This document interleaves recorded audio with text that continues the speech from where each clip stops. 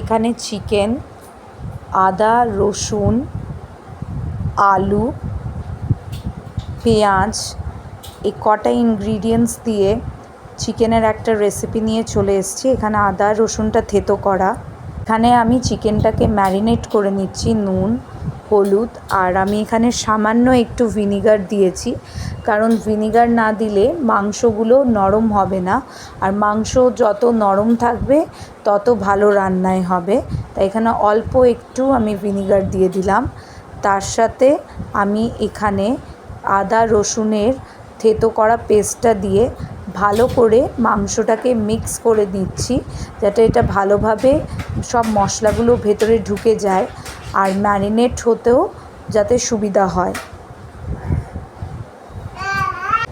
এবার আমি এটার মধ্যে একটু কাঁচা তেলও দিয়ে দিলাম এই ম্যারিনেশনটার মধ্যে, যাতে স্বাদটা মাংসের ভালো আসে। ওই জন্য ভালো করে আমি এখানে এটাকে আবার মিক্স করে নিচ্ছি, আর মিক্স করে আমি এটা একটু ঢেকে রেখে দেব প্রায় 20 থেকে 30 মিনিটের মতন, যাতে ভালোভাবে চিকেনটা ম্যারিনেট হয়ে যায়।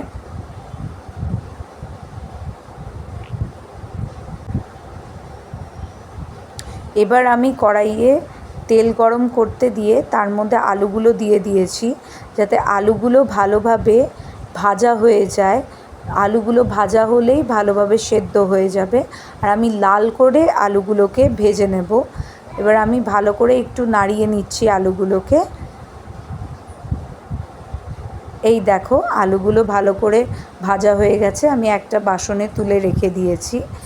এবার এই আলুগুলো দেখছো কি সুন্দরভাবে ভাজা হয়েছে, পুরো লাল লাল হয়েছে আলুগুলো। এবার আমি তেলের মধ্যেই আবার পেঁয়াজগুলো ছেড়ে দিচ্ছি।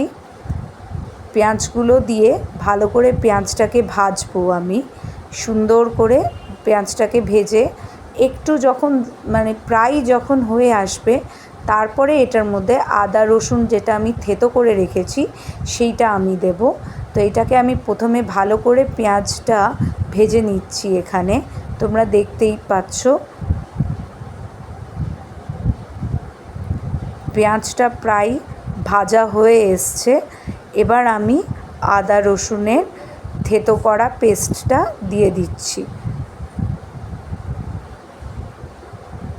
আদা রসুনের পেস্টটা থেতো করে এবার ভালো করে এটাকে আমি ভেজে নেব, যাতে রসুন আদা এগুলোর কাঁচা গন্ধটা যাতে চলে যায় আর ভালো করে যাতে মিক্স হয়ে যায় পেঁয়াজের সাথে।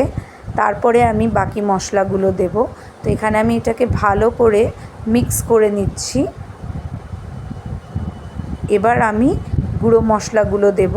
এখানে একটা মিশ্রণ রেডি করেছি, নুন, হলুদ, লঙ্কার গুঁড়ো, ধনে গুঁড়ো আর জিরে গুঁড়ো দিয়ে, এখানে সামান্য একটু জল দিয়ে আর ভালো করে একটু মিশিয়ে নিয়েছি আমি মিশ্রণটাকে। আর এটা দিয়ে দিয়েছি কড়াইয়ের মধ্যে, দিয়ে এটাকে ভালো করে একটু নাড়াচাড়া করব, কারণ এই জন্য এটার মধ্যে জল দেওয়া হলো, তাহলে শুকনো মশলাগুলো একদম পুড়বে না। আর এটাকে ভালো করে আমি এখন একটু কষাবো, মশলাটা যাতে রেডি হয়ে যায়। মশলাটা যেই তেল ছাড়তে শুরু করবে, তারপরে আমি এটার মধ্যে আলুগুলো দেব।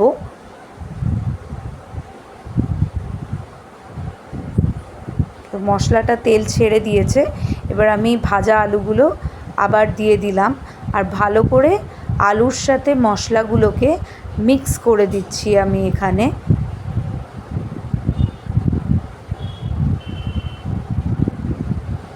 মশলাগুলো এবার মিক্স হয়ে গেছে আলুর সাথে। এবার ম্যারিনেট করা চিকেনটা দিয়ে দেব, যেটা এতক্ষণ আমি ম্যারিনেট করে রেখেছিলাম। এবার এই চিকেনটাকে দিয়ে মশলার মধ্যে ভালো করে কষাতে হবে। যত বেশি চিকেনকে কষানো হয় তত বেশি কিন্তু চিকেনের স্বাদটা বাড়ে। তাই জন্য আমি এখানে ভালো করে চিকেনটাকে ততক্ষণ কষাবো যতক্ষণ না এটার থেকে পুরোপুরিভাবে তেল বেরোচ্ছে, তারপরেই আমি জলটা ঢালবো।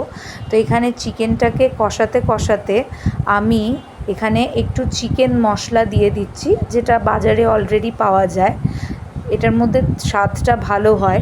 তো এই চিকেন মশলাটাকেও আমি ভালো করে এটার মধ্যে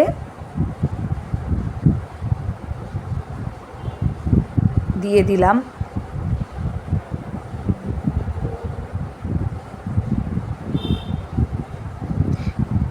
এবার এটাকে আমি এক নাগাড়ে কষিয়ে যাচ্ছি। এবার তোমরা এটা দেখতেই পারছো যে আস্তে আস্তে তেল ছাড়তে শুরু করেছে, তার মানে চিকেনটা প্রায় কষা হয়ে গেছে। এবার আমি এটার মধ্যে আস্তে করে জল ঢেলে দেব। দেখো এখানে কি সুন্দরভাবে তেল বেরিয়ে গেছে। এবার আমি সামান্য পরিমাণে জল দিয়ে এবার ভালো করে চিকেনটাকে কষিয়ে নেব। আমি এরপরে সামান্য জল দিয়ে মাংসটাকে ভালো করে কষিয়ে নেব।